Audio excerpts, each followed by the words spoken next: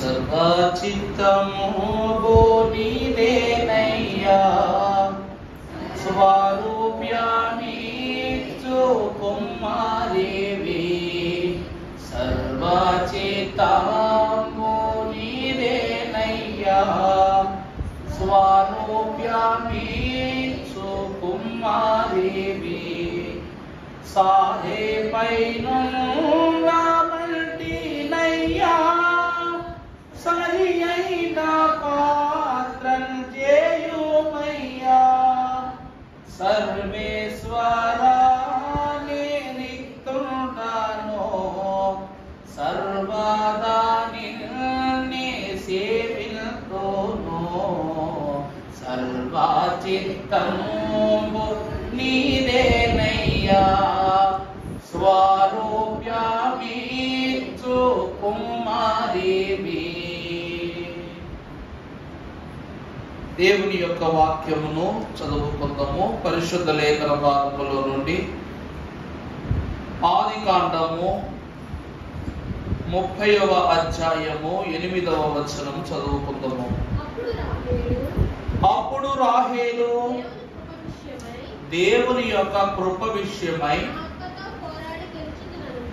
నా అక్కతో నేను పోరాడి గెలిచి తిని అనుకుని అతనికి నఫ్తాలి అనే పేరు పెట్టెను. ప్రార్థన చేసుకుందాం. పరిశుద్ధుడవై ఉన్న మా దేవా, కృపా సత్య సంపూర్ణుడవైన నీవు, నీ దాసులము, నీ ఏర్పాటు జనులమై ఉన్న మేము నీ కృప ద్వారా 6 గోత్రములను సంపూర్తి చేసుకుని 7వ గోత్రమును గూర్చి వివరించుకొనుచుండగా నీ జ్ఞానము మాకు ఉపదేశింపజేసి జయసునాదముతో ఈ దిన గోత్రము యొక్క ఉపమానమును నీ ఘనరీతిమగా మాకు బోధించుమని వాక్య సంసాధకుడై ఉన్న యేసు నామమున వేడుకొనుచున్నాము తండ్రి, ఆమేన్.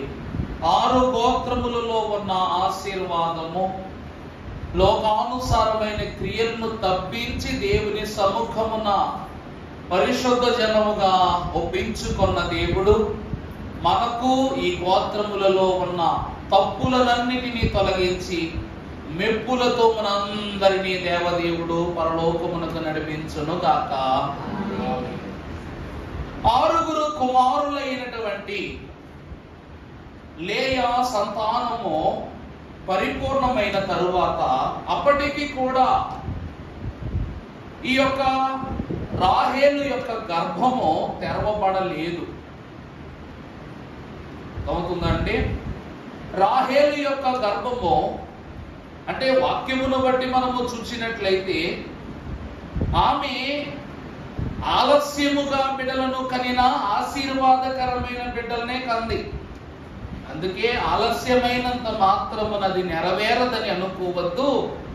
కాలము పరిపూర్ణము కాక ఖచ్చితముగా అవన్నీయు నెరవేరును అన్నారు. కాబట్టి 6 కుమారులలో ఉన్న శ్రేష్ఠ దీవెన తదుపరి దాసి కుమారులైన 2, ఆ తదుపరి కుమారులైన దాసి కుమారు 2, మొత్తము 11 గోత్రాల యొక్క జ్ఞాన విధానం అంతా కూడా రాహేలు కుమారుడైన జ్యేష్ఠుడైన యోసేపులోనికే దేవుడిచ్చాడు. కానీ ఆలస్యమయ్యే కొద్దీ మనిషికి ఈమెన ఎప్పుడు వచ్చినప్పటికీ ఒక రకమైనటువంటి బాధ మనసులో పుడతా ఉంటది.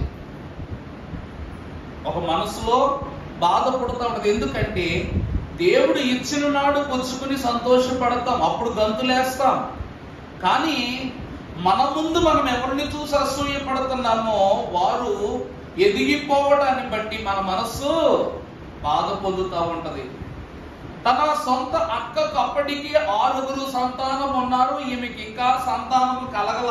మనసేమో ఏం చేస్తుంది, బాధపడిపోతా ఉంది. ఎలాగైనా సరే నా అక్కని నేను గెలవాలా, నా భర్త నన్ను ఎంత ప్రేమించినా ప్రేమ చూపిస్తున్నాడు కానీ నాకు సంతానం లేదు, ఎంత ప్రేమ నా పైన చూపిస్తున్నా నాకేం కలగట్లా? సంతానముల. నా అక్కను ప్రేమ చూపినా చూపకపోయినా 6 సంతానం ఉన్నారు. అంటే నా అక్క నన్ను గెలిచినదిగా కనబడుతుంది. కాబట్టి ఈసారి దేవుడు నా గర్భము తెరిచే లోపు ఖచ్చితముగా నేను నా అక్కను జయించాలన్న తలంపుతో ఈ రాహేలు తన దాసి అయిన బిల్హాను తన భర్త అయిన యాకోబునకు ఇచ్చి వివాహము చేయగా వారి యొక్క జీవితమునకు ప్రతిగా ఈ కుమారుడయ్యున్న నఫ్తాలి జన్మించినట్లుగా మనం చూస్తున్నాం. ఇప్పుడు ఈ కుమారుడు జన్మించగానే ఏమంట ఉంది? నేను నా అక్కను గెలిచాను. దేవుని యందు ప్రియబిడ్డలారా, నఫ్తాలి అను మాటకు అర్థము పోరాటము చేసి గెలిచిన వాడు, లేక పోరాడి గెలిచిన వాడు. నఫ్తాలి అనే పదానికి అర్థం ఏంటండి? పోరాడి గెలచుట. దేవుని ప్రియబిడ్డలారా, దైవజనులు దేవదాసయ్య గారు అన్నారు, నఫ్తాలి యొక్క జననము యాకోబు యొక్క భాగ్యాన్ని చూపిస్తూ ఉన్నదట. యాకోబు కూడా పోరాటము చేసి గెలిచిన వాడే. ఎవరితో పోరాటం చేసి గెలిచాడు? దేవునితోనే పోరాటం చేసి గెలిచాడు. లోకముతోనే పోరాడి గెలిచాడు. తన గర్భములోనే అన్నదమ్ములిద్దరూ పోరాడుకుని గర్భము దాటి బయటకు వచ్చిన తరువాత జ్యేష్ఠత్వము కొరకు గెలిచాడు, శ్రేష్ఠత్వము కొరకు గెలిచాడు. దైవేష్ఠునిగా ఈ యాకోబు గెలిచాడు. ఆ లక్షణాన్ని బట్టి ఈమె తన కుమారునికి పోరాడి గెలిచిన వాడుగా నఫ్తాలి అని పేరు పెట్టింది. వాక్యములో మనము చూసినట్లయితే ఆదికాండ గ్రంథము 32వ అధ్యాయము 24వ వచనములో చదువుకున్నప్పుడు 32వ అధ్యాయం 24, యాకోబు ఒక్కడు మిగిలిపోయెను, ఒక నరుడు తెల్లవారు వరకు అతనితో పెనుగులాడెను, తాను అతనిని గెలువకుండుట చూచి తొడగూటి మీద అప్పుడు అతడు ఆయనతో యాకోబు తొడగూడు వసిలెను, ఆయన తెల్లవారుచున్నది కనుక నన్ను పోనిము అనగా అతడు నీవు నన్ను ఆశీర్వదించితేనే గాని. పోపు రేవు దగ్గర దేవదూత ప్రత్యక్షమైతే దేవదూతను ఆశీర్వాదం ఇచ్చి పంపేసే వాళ్ళు ఉంటారు. కానీ ఆ దేవదూత విదిలించుకుని అతని యొక్క తొడ మీద పలు రకమైన దెబ్బలు కొడుతున్నా కూడా గాయాన్ని ఓర్చుకుంటున్నాడు తప్ప దూతను అడుగు కూడా కదలనివ్వట్లేదంట. యాకోబు యొక్క పట్టు ఉడుము పట్టు అన్నారు. యాకోబు దూతను ఎలా పట్టుకున్నాడంటండి? ఉడుము పట్టు పట్టుకున్నాడంట. దేవదూతనే వెళ్ళనివ్వలేదు. నిజాన్ని చెప్పాలంటే దేవదూతలు మనం పరలోకానికి తీసుకెళ్ళిపోతారు. అలాంటి దేవదూతనే పరలోకానికి వెళ్ళకుండా ఆపేసాడు ఈ భూమి మీద. దీవునిస్తావా సస్తావా, దీవునిస్తావా సస్తావా అని మొండికేసి కూర్చున్నాడు. ఇక మారు మాట్లాడక గాయపరిచినా వదలట్లేదు, మంచి చెప్పినా వదలట్లేదు, మాయ చేద్దామన్నా వదలట్లేదు. తనకు కావలసిందల్లా నన్ను ఆశీర్వదిస్తేనే నేను విడిచిపెడతానన్నాడు. అలాగా దేవునితోనే పోరాటం చేసుకుని ఆశీర్వాదాన్ని సంపాదించుకున్నాడు యాకోబు. రెండవదిగా చూస్తే 25వ అధ్యాయము 21వ వచనం చదువుకున్నట్లయితే గొడ్రాలు గనుక వేడుకొనెను, యెహోవా అతని ప్రార్థనను వినెను గనుక అతని భార్య అయ్యున్న రిబకా చదువు ఆమె గర్భములో శిశువులైనటువంటి వారు ఒకరితోనొకడు పెనుగులాడుచూ ఉండిరి కనుక ఆమె ప్రాణాలతో చెలగాటం అంటారు కదా. ఈ సమయములో ఈ తరుణములో గర్భములో ఉన్న శిశువులైనటువంటి వారు తన తల్లి ప్రాణము కన్నా దేవునిలో నేనే గొప్పవాడవ్వాలన్న కాంక్ష ఏదైతే ఉందో ఆ క్రమమును మనము చూసినట్లయితే తన యొక్క జన్మమే పోరాటముగా, తన గమనమే పోరాటముగా ఆగమనము కూడా పోరాటంగా కనబడుతుంది. కూర్చోరా నాయన, ఎదురు పెంచాలి ఎత్తున కూకుంటున్నావు నువ్వు, కూర్చో. ఏమన్నా కావాలా ఎంత ఇది తెలిపేద్దాం. ఈరోజు దేవునిని బట్టి జననములోను మరణములోను జీవితమంతా కూడా పోరాటమే. దైవజనులు అంటున్నారు, పోరాడుచున్న విశ్వాసి దేవుడిచ్చే బలమల్లా ఒకటి, ధైర్యం బోకానుండోమో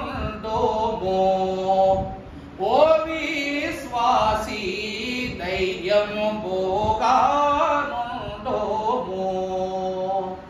ధైర్యం పోతో దేవుని ఆత్మతో స్తుతించి వచ్చిన శ్రమలలో ఆనందించుమో.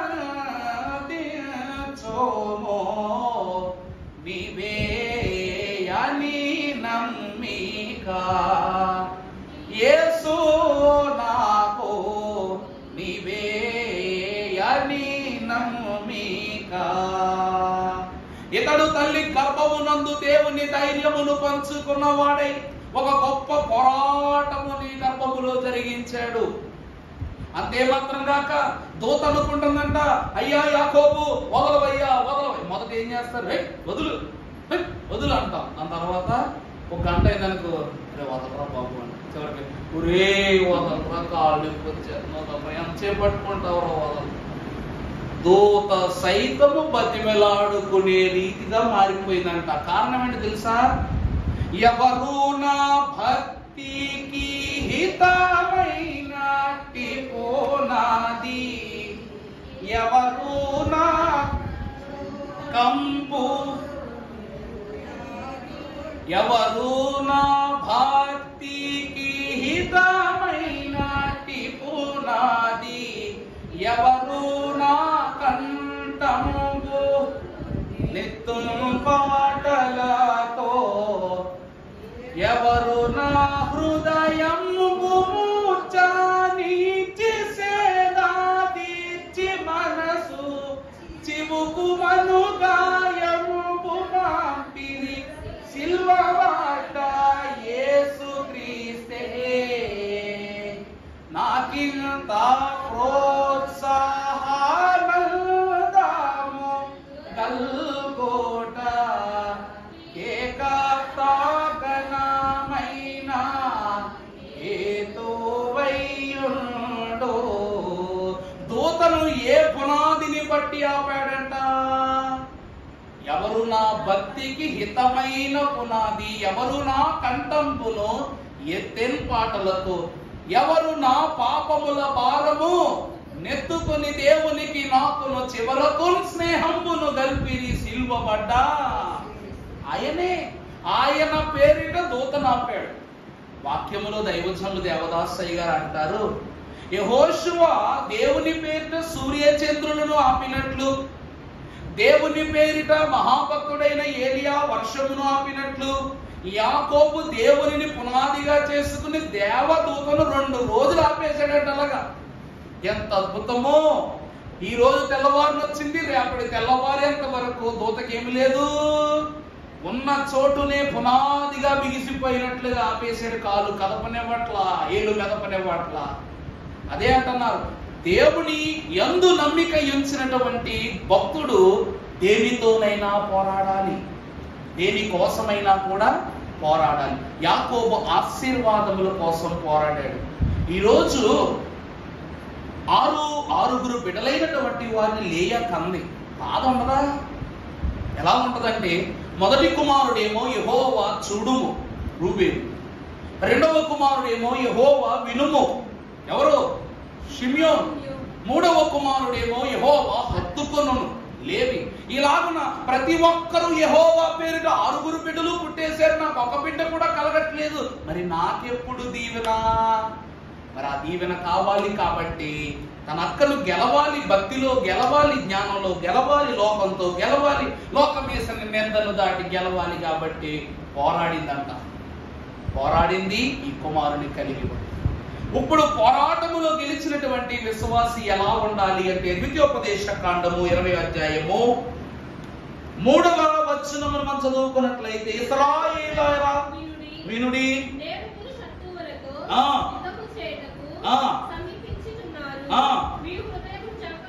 మీ హృదయమును జంకనీయకుడి, భయపడకుడి, వణకకుడి.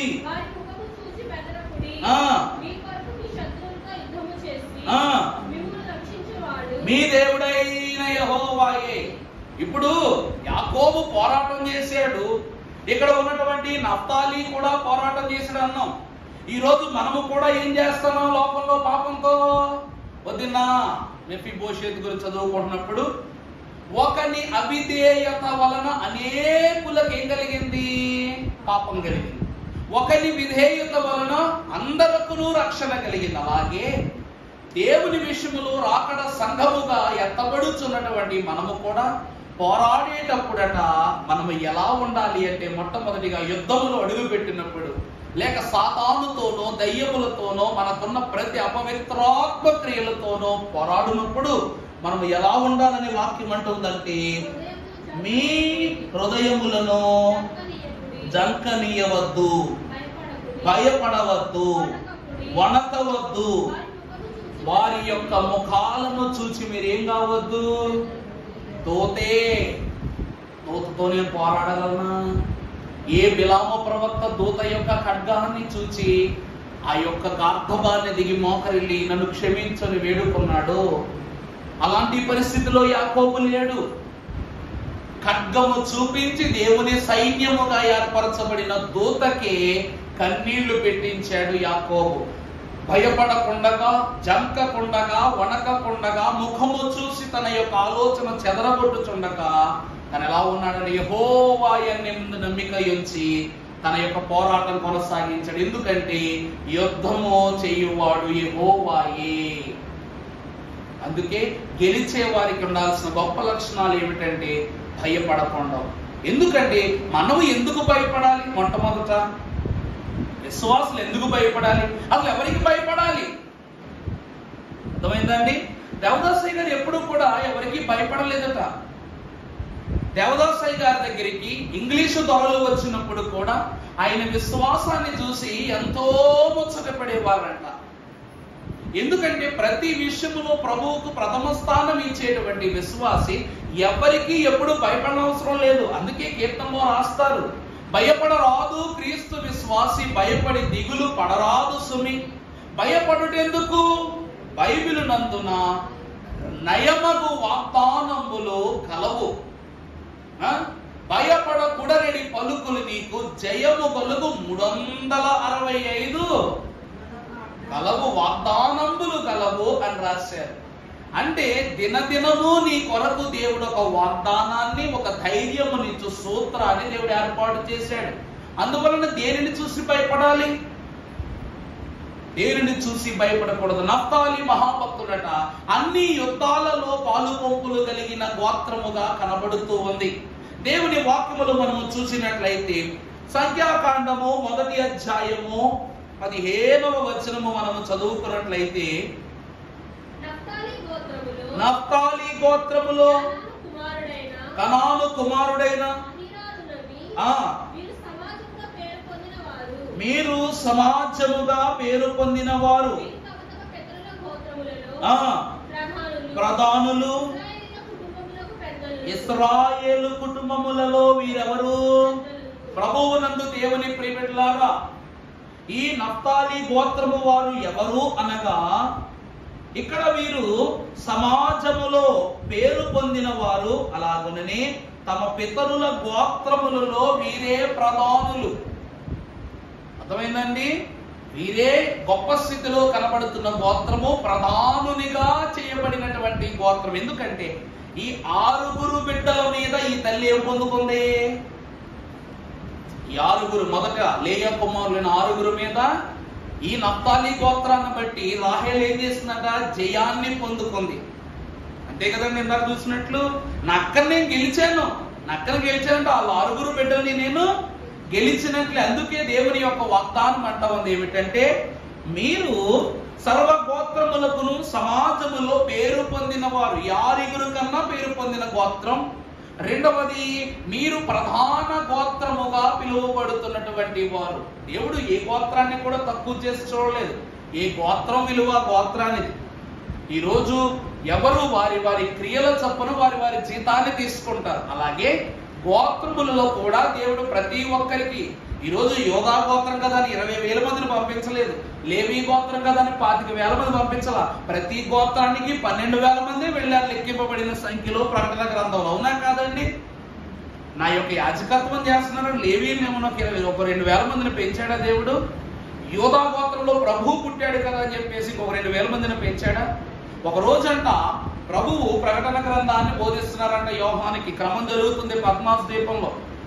జరుగుతుంటే లెక్కింపబడిన వారి సంఖ్య, ఇదే కాండము సంఖ్యాకాండం. సంఖ్య అంటే ఏంటి? అంకె. సంఖ్య అంటే ఏంటండి? అంకెలు. ఇక్కడ ఎవరు ఎంతెంత మందిగా ఎప్పుడెప్పుడు ఎక్కడెక్కడ నుండి వెళ్ళారనేది ఒక లెక్కాసారం వేసాడు దేవుడు. ఈ సంఖ్యాకాండము, ఆ తర్వాత వెనక ఉన్నటువంటి లేవీ కాండం, ఆ ముందు నిర్గమాకాండం, ఆది కాండం, ఈ 4 కాండాలలో ఉన్న అంకెలు, పేరులు, క్రమాలు, మనుషులు, వాళ్ళకు అనుగ్రహించిన దీవెనలు, ఈ వరసనంతటినీ కూడా ఆఖరి పుస్తకమైన ద్వితీయోపదేశ కాండములో ప్రతి సంఖ్య లెక్కని ఇటువటు చూస్తారన్నమాట. అర్థమైందన్నమాట అండి? ఈ 4 పుస్తకాలలో ఉన్న లెక్కాసారము, మనుష్యులు వారి వారి పేర్లు, క్రియలు, ఆశీర్వాదాలు, పొందుకున్న దేశాలు, వీటన్నిటినీ కూడా రెండోసారి లెక్క కట్టి దేవుడు ఏం చేశాడంట? ద్వితీయోపదేశ కాండములో ముద్రించాడట. అప్పుడు ఈ మహాభక్తుడైనటువంటి యోహాను గారు పద్మాసు ద్వీపములో ప్రభువు చెప్తున్న ప్రతి విషయాన్ని బహు జాగ్రత్తగా లిఖిస్తున్నప్పుడు లెక్కింపబడిన వారి సంఖ్య అనేటువంటి అంశంలోనికి వచ్చారంట. వస్తున్నప్పుడు దేవుడు ఈ రోజైతే ఇశ్రాయేలీల గోత్రాల్లో 12,000 అందులో రాశారు. దాని మర్మం చెప్తున్నా. ఇలా రాస్తుంటే ప్రభువు భూమి మీద నుండి పరలోకము వెళ్ళబోయేటువంటి వారిని ఒక్కొక్కరి పేరును రాయిస్తున్నాడంట. నా మాట అర్థమవుతుందండి? ఈరోజు ఆధార్ కార్డులు ఉన్నాయి, పలానా ఊరికి ఎంతమంది, పలానా రాష్ట్రంలో ఎంతమంది అని ఒక లెక్క కదండి. అలాగే దేవుడు కూడా ఏం చేస్తా ఉన్నాడు? ఒక క్రమము చప్పున ఇవన్నీ ముందుకు జరిగిస్తూ ఉన్నాడు, రాయిస్తూ ఉన్నాడు. ఇలా వ్రాయిస్తూ ఉండేసరికి యోహాను అందరినీ జాగ్రత్తగా లిఖిస్తూ ఉన్నప్పుడు చాలా సమయం గడిచిపోయిందంట. చాలా అంటే చాలా సమయం గడిచిపోయిందట. ఇలా గడిచిపోయినప్పటికీ ఒక్క గోత్రములో, అంటే తను కోరుకున్న రీతి ప్రకారము యోధా గోత్రములో ఒక్కరు కూడా తనకు కానరాకపోగా ప్రభువుని మనసాగ అడిగాడంట. ప్రభువా, నీ ప్రియ కుమారుడైన యేసుక్రీస్తు ప్రభువు జన్మించినటువంటి యూదా గోత్రములో ఒక పరిశుద్ధుడు కూడా కానరాటము లేదెందుకు అని అడిగాడంట దేవుణ్ణి. ఇప్పటి వరకు రాస్తున్నవాడు ఈ లెక్కింపబడిన సంఖ్యనంతటిని తన యొక్క జ్ఞాన దృష్టిలో భద్రపరుచుకోవటాన్ని బట్టి ప్రభు అన్నారు. అప్పుడు అక్కడ తెలియజేస్తున్న ఒక్కొక్క పేరును ఆపేసి ఒకేసారి నెంబర్ చెప్పారంట. అంతే. నా మాట అర్థమవుతుందండి? ఇప్పటి వరకు వెంకటలక్ష్మి గారు, సంతోష్ కుమారి గారు, జరీనా గారు, ఎస్తేర్ గారు ఇలా పేర్లు చెప్తున్నప్పుడు ఇలా చెప్పడం మన ప్రభు ఎలా చెప్పారంట? ఈ గ్రూప్ లోంచి 10 మంది, ఈ గ్రూప్ లోంచి 10 మంది అలా చెప్పగానే అప్పుడు ఆ వరుస క్రమం అంతా అంతర్ధానం అయిపోయి సంఖ్య మాత్రమే రాయించారు. అది కూడా తన గోత్రములలో 12,000గా 1,44,000 మంది సంఖ్యను రాయించాడు. ప్రభువా, మరి మిగతా వాళ్ళు అని అడిగినప్పుడు అప్పుడు అంటాడు ప్రభు, ప్రతి వంశములో నుండి, గోత్రములో నుండి, కుటుంబములోను లెక్కింపనశక్యము కాని పరిశుద్ధ సమూహాన్ని నేను వెలికి తీస్తానని ప్రభు అంటారు. అర్థమైందండి? వాక్యం ఎంత ప్రత్యేకంగా ఎందుకు మాట్లాడుతుందంటే, విశ్వాసులకు నేను దేవుని యొద్దకు వెళతానా వెళ్ళనా అని ఒక ఆలోచనతో పరిశుద్ధంగా సిద్ధపడతారు. ఇప్పుడు నీ పేరు ఉందండి, ఉద్యోగం లిస్టులో రాసేసి అరే నీకు ఉద్యోగం కన్ఫర్మ్ అని చెప్పామనుకోండి, నీకే ఇబ్బంది లేదు, నేను ఉన్నాను నీకు ఉద్యోగం కన్ఫర్మ్ అని చెప్పామనుకోండి, వాడు ఎలా అనుకుంటాడు? నాకు ఉద్యోగం కన్ఫర్మ్ అయిపోయింది విచ్చలవిడిదనంగా ఉంటాడు. అదే వాణ్ణి బలంగా ప్రయత్నిస్తే కానీ, సిద్ధపడితే కానీ ఉద్యోగం నీకు రాదు, నేను కూడా ఏం చేయలేనంటే వాడు ఏం చేస్తాడు? చాలా జాగ్రత్తగా చదువుతాడు, చాలా జాగ్రత్తగా సిద్ధపడతాడు. ఇప్పుడు ఒక ఇంటర్వ్యూ జరుగుతుంది. నాకు ఇంటర్వ్యూ జరిగినప్పుడు ఒక విషయం చెప్తాను. నేను అప్పుడు కొంచెం సన్నంగా ఉండేవాడిని. ఇన్షర్ట్ చేసుకుంటాం మ్యాండేటరీ. ఇన్షర్ట్కి వెళ్ళేటప్పుడు మొట్టమొదట మా షర్ట్ కలర్స్ని క్యాలిబర్ చేశారు. నేను ఇప్పుడైతే వైట్ వేసుకుంటున్నాను, అప్పుడు అసలు వైట్ వేసుకునేవాడిని కాదు. అప్పుడు నేను పింక్ కలర్ షర్ట్ వేసుకున్నాను, కింద light cream white pant colour వేసుకుని వెళ్ళాను. ఇలా కలర్స్ అన్నిటినీ చూసి థిక్ కలర్స్ ఎవరి దగ్గర ఉన్నాయో వాళ్ళందరినీ ఒక కౌంట్లో వేసారు, లైట్ కలర్స్ ఉన్న కౌంట్లో వేసారు. వేస్తే మమ్మల్ని అందరికీ ఎంట్రన్స్ టెస్ట్ అయిపోయింది, రిటర్న్ టెస్ట్ అయిపోయి కూర్చోబెట్టారు. ఇంటర్వ్యూకి పిలుస్తామని చెప్పేసి లంచ్ టైం అయిపోయింది, ఎవరు పిలవపోయేసరికి అందరికీ విసుగొచ్చేస్తుంది. విసుగొచ్చి ఒకడు లేచి టీ తాగడానికి వెళ్ళిపోయాడు బయటకు కాసేపటికి, ఎలాగ లంచ్ టైమే కదా అని. మరొకళ్ళు ఏమోను పక్కన వాళ్ళ దగ్గరికి వెళ్ళి కూర్చుని ఏంటి ముచ్చట్లని వాళ్ళు మాట్లాడుకున్నారు. ఇలాగా ఎవరికి వాళ్ళు సోదాసీదా చేసుకుంటున్నారు అనమాట. అప్పుడు నా పక్కన ఒక ఆమె కూర్చుంది. ఆమె ఏమి చేయకుండా తన ఫైల్ తిరగేసుకుంటుంది. తిరగేసుకున్నప్పుడు ఆ పక్కన ఒక వాటర్ ట్యాప్ వదిలేసి ఉందన్నమాట. వదిలేస్తుంటే ఆమె అక్కడికి వెళ్ళి చాలాసేపటి నుంచి వాటర్ ట్యాప్ అలాగే ఉంది. అక్కడికి వెళ్ళి ఆ వాటర్ ట్యాప్ కట్టేసి వచ్చి కూర్చుంది. కాసేపటి తర్వాత మరలా ఎవరో వచ్చి ఆ వాటర్ ట్యాప్ ఇప్పేశారు.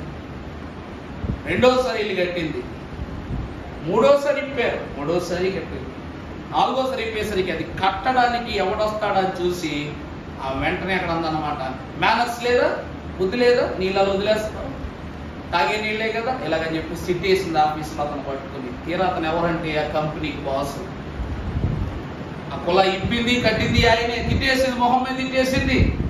మేమందరం మాత్రం ఫైళ్ళు పట్టుకుని ఆడుకుంటున్నాడు, కూర్చున్నాడు, పడుకున్నాడు, పిలుస్తారులే. కానీ ఇప్పటి వరకు మాకు జరిగింది ఏంటి?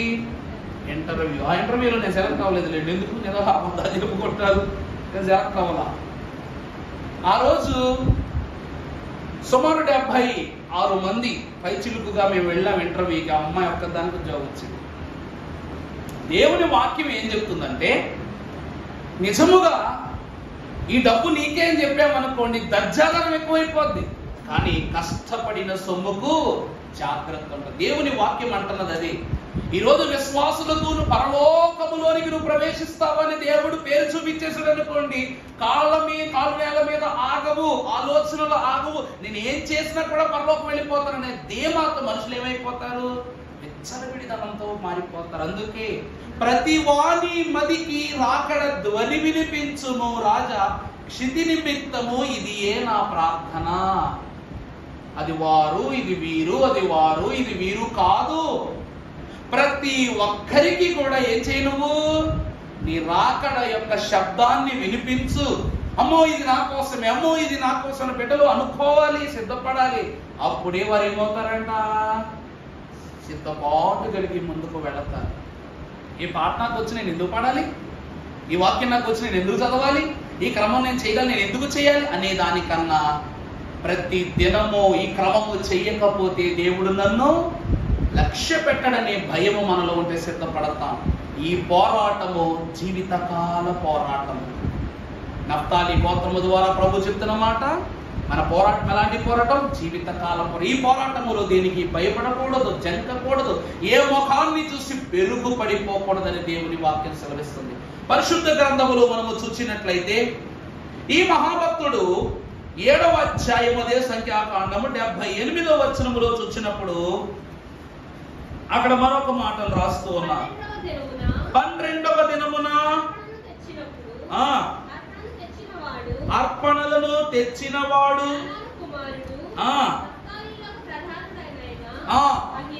అహీరా. ప్రభునందు దేవుని ప్రియబిడ్డలారా, ఈ గోత్రము అన్ని గోత్రములలోనూ చివర ఉండే గోత్రం. యూదా గోత్రం అన్నింటిలోనూ మొదటి గోత్రం అని చెప్పాను కదా. సమర్పణలో, పనులలో, ఆశీర్వాదములో, గుడారములో అన్నింటిలో మొదటి. కానీ ఈ గోత్రం ఐగుప్తు నుండి బయలుదేరిన గోత్రములో చివరి గోత్రం నఫ్తాలి గోత్రమే. అలాగే ఇక్కడ వ్రాయబడినట్లు 12వ దినమున నఫ్తాలి గోత్రములో నుండి అర్పణ తీసుకెళ్తున్నారు.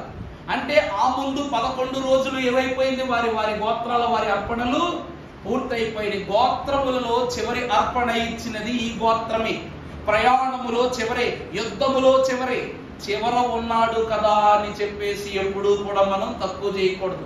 నిషేధింపబడిన వాడే తలకేమవుతాడట, మూలరాయి అవుతాడు. చివరికి ఇదే మూలమైపోయింది వాక్యములో కూడా. వాక్యము చదువుకుందాం. పరిశుద్ధ గ్రంథములో నుండి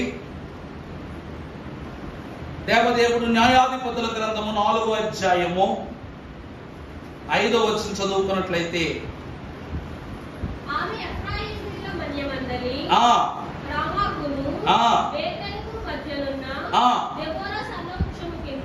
దెబోరా సరళ వృక్షము కింద తీర్పు చేయుటకై నఫ్తాలి కేదేషులో నుండి అబీనోయాబు కుమారుడైన నీవు వెళ్ళి జెబులోనీయులలోను 10,000 మంది మనుష్యులలో. చాలండి, నిన్న దినాన చెప్పాను జెబులోను గోత్రం గురించి చెప్తూ, దెబోరా నాయకత్వములో స్త్రీ నాయకత్వాన్ని ఎప్పుడూ చులకన చేయకుండా ఆ గోత్రములో కొంతమంది, ఈ గోత్రములో 10,000 మంది ఏం చేశారంట, దెబోరా నాయకత్వములో పోరాటం చేశారు. వీళ్ళు చివర ఉన్న వాళ్ళే గాని ఏర్పాటు చేయబడిన గోత్రం. అందుకే నేను నల్లని దానని నన్ను చిన్న చూపు చూడవద్దు అని వాక్యం అంటుంది. చిట్ట చివర ఉన్నవాడు కదా ఏమీ చేయడనుకుంటాము, కానీ చివరున్న వాళ్ళే చివరికి చిరకాలము నిలిచే గోత్రంగా ఉన్నారు. జెబులోనీలలో నిన్న 10,000 మంది, ఈ రోజు నఫ్తాలీలో 10,000 మంది తాబోరు కొండ మీదకు ఈ యొక్క దెబోరా కాలములో యుద్ధ నైపుణ్యతలో, ప్రాంగణములో, యుద్ధమునకు సిద్ధపడిన పోరాటములో వీరు కూడా 10,000 మంది కనబడుతున్నారు. ఇది మొదటి దీవెన. అంటే దేవుని ఏర్పాటును ధిక్కరించక ముందడుగు వేసిన గోత్రంగా ఈ గోత్రం కనబడుతుంది. అంటే పోరాటములు ఎప్పుడు కూడా వెనక్కి వెళ్ళట్లా, వీళ్ళు పోరాటం కోసమే పుట్టారు, అలాగే ముందుకు వెళ్తున్నారు. తర్వాత మనము చూసినట్లయితే తిమోతికి రాసిన 2వ పత్రిక 4వ అధ్యాయము 7వ వచనం చదువుకున్నట్లయితే,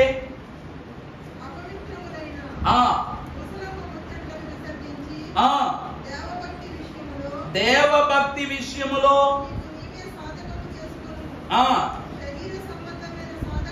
శరీర సంబంధమై ఉన్నటువంటి సాధకము కొంచెము మట్టుకే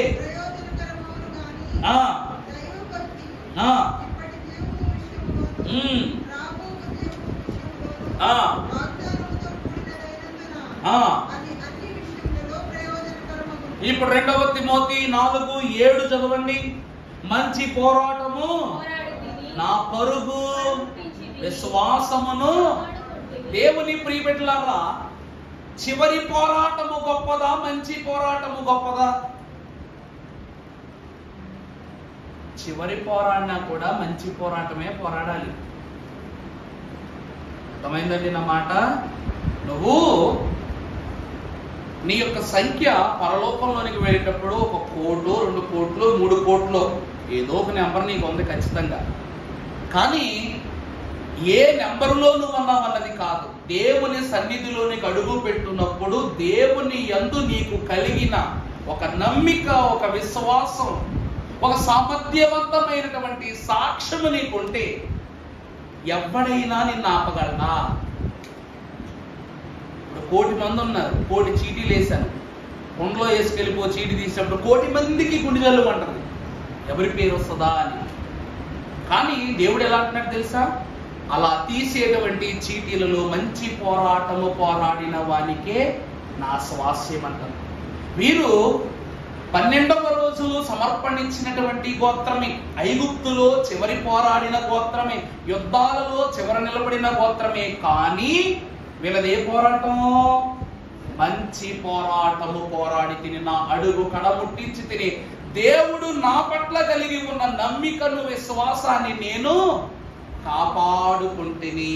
రెండవ దేవుని ఏమిటంటే దేవుని నమ్మికను విశ్వాసాన్ని కాపాడుకునే గోత్రం ఇది. అంత మాత్రమే కాక కీర్తనాకారుడు 144వ దావీదు కీర్తన ప్రారంభ అధ్యాయములో సెలవిస్తున్నటువంటి మాట, నా ఆశ్రయ దుర్గమగు యెహోవా సన్నుతింపబడును గాక. చూడండి, ఈ రోజు నఫ్తాలీలైనటువంటి వారు గొప్ప పోరాటము చేయగలిగారంటే దేవుడు వారి చేతికి యుద్ధమును నా వేళ్లకు పోరాటమును ఆయన నాకు కృపానిధి. మంచి పోరాటము పోరాడితిని అంటే నువ్వు ఈ మంచి పోరాటం ఎప్పుడు పోరాడతావు? దేవుడు నీకు యుద్ధాన్ని నేర్పించి నీ చేతులకు ఏమి ఇస్తున్నాడంట? నీ చేతులకు యుద్ధమును నీ వేళ్లకు పోరాటమును ఎవరు నేర్పిస్తే అవుద్ది అన్ని? దేవుడు. ఎందుకంటే యుద్ధము ఎవరిది? భక్తుడు అంటాడు దావీదు, నాలో ఉన్నవాడి లోకములో ఉన్నవాని కంటే గొప్పవాడు. అందుకే నువ్వు కత్తి వేసుకుని వచ్చినా, డాలు వేసుకొచ్చినా, ఈటు వేసుకొచ్చినా, ఏమి నీతో నువ్వు తీసుకొని వచ్చినా నిన్ను కొట్టడానికి ఒక కర్ర, 4-5 రాళ్ళు చాలనుకొని అవే ఆయుధాలుగా మార్చుకున్నది. ఎందుకంటే దావీదు యొక్క చేతులకు యుద్ధము నేర్పించినది దేవుడు. ఆ రోజు అప్పటి వరకు దావీదు యుద్ధం చేసినోడా? గొర్రెలు కాసుకునే వాడికి యుద్ధం ఏం అలవాటు ఉంది? తన చేతికి యుద్ధాన్ని, తన వేళ్లకు పోరాటం. ఒక రాయిని ఎలా విసరాలో, ఎప్పుడు విసరాలో, ఎవరి పైన విసరాలో కూడా తెలియజేసింది ఎవరన్నా? దేవుడే. అదే నఫ్తాలి గోత్రం అంటూ ఉంది. మూడవ విషయాన్ని చూసినప్పుడు యోబు గ్రంథము 7వ అధ్యాయము 1వ వచనము చదువుకున్నట్లయితే, భూమి మీద నరుల యొక్క కాలము యుద్ధ కాలము కాదా? కూలివాని దినముల వంటివి. మూడవ విషయం ఏమిటి అంటే నఫ్తాలి యొక్క ధైర్యం ఏమిటంటే భూమి మీద పుట్టిన ప్రతి మనుష్యుని బ్రతుకు యుద్ధం కాదా? పుట్టుకే పోరాటం, పెరగటమే పోరాటం, బ్రతుకుతో పోరాటం, చదువులో పోరాటం, ఉద్యోగంలో పోరాటం, జీవితంలో ఆరోగ్యం నిలబెట్టుకోవడానికి పోరాటం, ఆరోగ్యం కాపాడుకోవడానికి పోరాటం, బ్రతకటానికి పోరాటం, తినటానికి పోరాటం. అన్నిటిలోనూ ఈరోజు మనిషి ఏం చేస్తున్నాడు? యుద్ధమే చేస్తున్నాడు. రేపు ఖచ్చితంగా నేను లేవాలి, ఫలానా పని చెయ్యాలి, కొన్ని పనులు చక్కపరుచుకోవాలనే ఆలోచనతో ఈరోజు అన్ని ప్లాన్లు వేసి పడుకుంటాం. ఎందుకంటే రేపు పని అయిపోయింది అనుకో, రేపు పని పూర్తి అయిపోతూనే కొత్త పని తగిలేస్తుంది వెంటనే. ఆ పని పూర్తయిన తర్వాత మనిషికి ఎక్కడ ఖాళీ ఉంది? మనిషికి ఎక్కడ ఖాళీ ఉంది చెప్పండి? 4 రోజులు మనశ్శాంతిగా ఇవన్నీ విడిచిపెట్టి పడుకుందాము, ప్రశాంతంగా ఈ లోకాన్ని విడిచిపెట్టి, పరిస్థితులు విడిచిపెట్టి మంచం మీదగా అలాగా సెటిల్ అయిపోదాం అనుకుంటాము. కానీ మన జీవితంలో కొన్ని భయాలు, బలహీనతలు, శోధనలు లెక్కొట్టేస్తాయి మనల్ని. పని చేసి అలసిపోయి నిద్రపోదాం అనుకుంటాం. ఈ అలసట రోగాన్ని తెచ్చిపెడద్దు. ఇంకేమో నిద్రపోతావు నువ్వు? ఇంకేం నిద్రపోతావు? ఆ రోగం వచ్చిన తర్వాత మంచం మీదే ఉంటావు అని దగ్గుతూ అక్కడ పోరాటమే. అందుకే యోబుని బట్టి అంటున్నాడు ఏమని? మనుష్యుని యొక్క దినములు ఈ లోకములు యుద్ధము కాదా, పోరాటము కాదా అంటున్నాడు. 4వది చూచినట్లయితే దినవృత్తాంతముల 1వ గ్రంథం 12వ అధ్యాయము 34వ వచనం.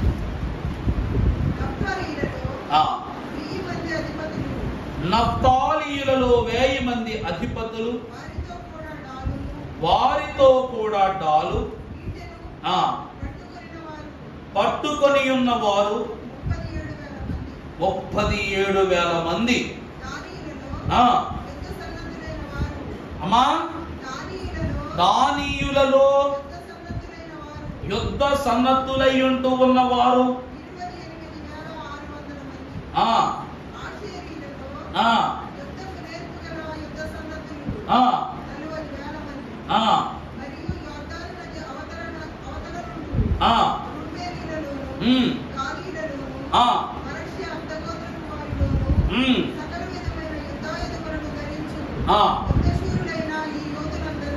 యోధులు అందరూ దావీదును పొద్దున్నంతా మెఫీబోషెత్ గురించి చదువుకున్నాం. సౌలు మరణము తరువాత, యోనాతాను మరణము తరువాత ఒక భీకర యుద్ధము ప్రారంభమైంది దావీదు యొక్క కల చరిత్రలో. ఆ చరిత్రలో దావీదును దేవుడు ఆమోదించిన శత్రు రాజ్యములైనటువంటి వారు ఏం చేస్తున్నారంట? ఇశ్రాయేలు దేశమును వారి ఆక్రమణలోనికి తీసుకోవడానికి సిద్ధపడినప్పుడు ఈ గోత్రములలో ఇన్ని వేల మంది యుద్ధశూరులైన వారు దావీదే మాకు రాజుగా ఉండాలని దావీదు పర్యాయము నిమిత్తము యుద్ధ సల్లాపాలు జరిపించారట. అందులో ఈ నఫ్తాలీయులు ఎంతమంది కనబడుతున్నారు చెప్పండి? నఫ్తాలీయులలో 1000 మంది అధిపతులు, వారితో కూడా డాలును ఈటెను పట్టుకొనిన వారు 37,000 మంది. అంటే మొత్తం 38,000 మంది నఫ్తాలీయులే తొలి యుద్ధంలో ఉన్నారు. మొట్టమొదటి ఎవరి పేరే రాసిందే. మొట్టమొదటి ఎవరి పేరు రాస్తుందండి? వీరి గమనమే రాస్తుంది. ఎంత ప్రత్యేకంగా దేవుడు రాయిస్తున్నాడో చూశారండి. వీళ్ళకి భయం లేదు, బెరుకు లేదు, ఎవరి ముఖము చూసినా బెదురు పడటము లేదు, వెనకడుగు వేసే గుణము లేదు. ఇదే కావాలి. దేవా తండ్రి నీకు దినదినాస్తుతులు అనేటువంటి పాటలో అపవిత్రాత్మల దర్శనం ఆపి ఉన్నావు, ఎప్పుడైనా మాకేసి వాటిని రానీయవు అని వ్రాశారు. ఈ యొక్క తలంపులే వారి ఎదుటకు రాకుండా దేవుడు ఆపు చేసి వీరికి జయాన్ని అనుగ్రహిస్తూ ఉన్నాడు. వీరు దేవుని రాజ్యము కొరకు పోరాటములకు సిద్ధపడిన వంశం. చివరిగా చూసినట్లయితే రాజుల మొదటి గ్రంథం 7వ అధ్యాయము 13వ వచనము చూసినట్లయితే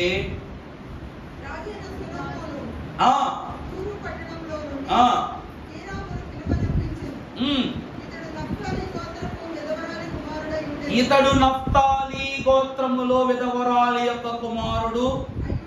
7:13 చదువు కంటిన్యూ చేయి.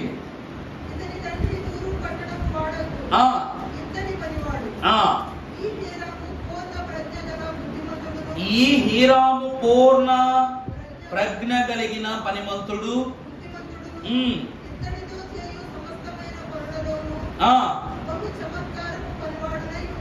చాలండి. ప్రభునందు దేవుని ప్రియబిడ్డలారా, దావీదును మాకు రాజుగా ఏర్పరచమని చెప్పినప్పుడు 38,000 మంది నఫ్తాలీయులు నిలబడ్డారు దావీదు పక్షంగా. గోత్రంలో 37,000 మంది నిలబడ్డారు. అలాగుననే ఇదే వంశములో హీరాము అనేటువంటి ఒక మహాభక్తుడు, అతడు ఈ యొక్క ఇత్తడి పని చేయటములో సమర్థుడు. ఆ వంశములో ఇత్తడి విలోహములతో పనిముట్లు చేసి ఏర్పరచటములో గనుడు. సొలొమోను మందిరమును కట్టునప్పుడు జరిగిన నిర్మాణములో ఇత్తడి వస్తువులను చేయటానికి నఫ్తాలి గోత్రము వాడైనటువంటి హీరామును ఆ దినమున దేవుడు ఏర్పరచుకున్నాడంట. వీళ్ళ మరో ఆశీర్వాదం ఏంటంటే దేవుని పురమై ఉన్న యెరూషలేము కొరకు యుద్ధము చేశారు.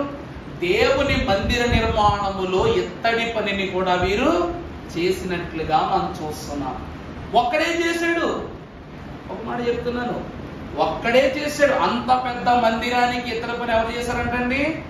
ఒక్కడే హీరాము అనేటువంటి మహాభక్తుడు గరుడే చేశాడు. చివరిగా మనము చూసినట్లయితే మనకు బాగుగా తెలుసు, లెక్కింపబడిన వారి సంఖ్యలో 12,000 మంది ఇశ్రాయేలు ప్రజలైనటువంటి వారి గోత్రములలో ఈ నఫ్తాలీయులు కూడా కనబడుతున్నారు. దేవుని యందు ప్రియబిడ్డలారా, నా మాటలు ముగిస్తూ ఒక మాట చెప్తున్నాను. ఇహమునందు జన్మించినది మొదలుకొని పరలోకమునకు ప్రవేశించు వరకు కూడా వీరి వంశములన్నీ కూడా ఏం చేస్తూ ఉన్నాయి? పోరాటం చేస్తూ ఉన్నాయి. ఏ పోరాటం చేస్తున్నాయి అంటే మంచి పోరాటం చేస్తున్నాయి.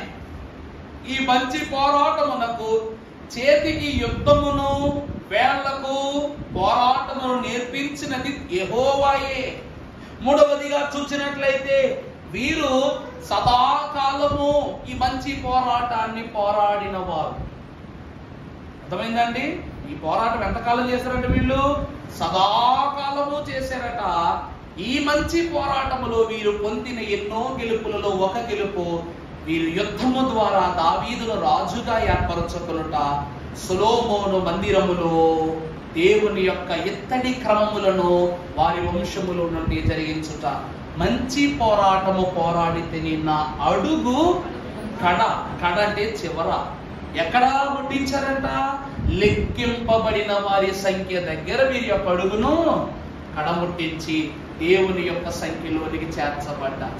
ప్రభువునందు దేవుని ప్రియబిడ్డలారా, ఇప్పుడు తన తల్లి అయినటువంటి ఈ యొక్క రాహేలు తన అక్క మీద గెలిచినటువంటి పోరాటము కన్నా దేవుని విషయములో వీరు చేసిన పోరాటము చాలా గొప్పది. ఈరోజు మన పిల్లల గుడ్డూరికి కొన్ని పేర్లు పెట్టేస్తాం, అని ఏదో పెట్టేస్తాం. పేరుకు అర్థం ఉండాలి, పేరుకు పరికింపు ఉండాలి, పేరుకు జ్ఞానోక్తి ఉండాలి. కాకాని స్వశిషాల్లో ఇలాంటి పేర్లు ఎక్కడైనా కానీ అయ్యగారు విన్నారనుకోండి, ఊరుకోరు. చాలా జాగ్రత్తగా పెడతారు పేర్లు. అయ్యగారు చాలా క్రమానుసారంగా పెడతారు. ఎందుకంటే భక్తుని పేరు పెట్టుకున్నామంటే ఆ భక్తుని పేరుకు విలువ తేవాలి, బలా నమ్మకమైన దాసుడు అనిపించుకోవాలి. అంతే తప్ప మనం ఈ లోకమునకు పేరులో ఒకలాగా తీరులో ఒకలాగా ఉన్నట్లయితే మనది ఏ పోరాటమో కాదు, మంచి పోరాటము కాదు.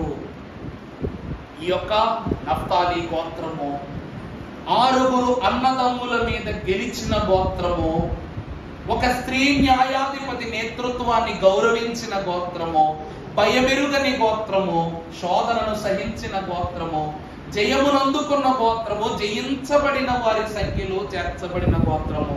ఈ దినమున మనము కూడా మంచి పోరాటమును ఈ రోజుల్లో మనము దేవుల్లో పోరాడుతున్నాం. నిజంగా మంచి పోరాటమే. మనం చేసే ప్రతిదీ మంచిదే. కారణం ఏంటి తెలుసా? దేవుని పేరిట చేసే ప్రతి పనులు కూడా మంచివే.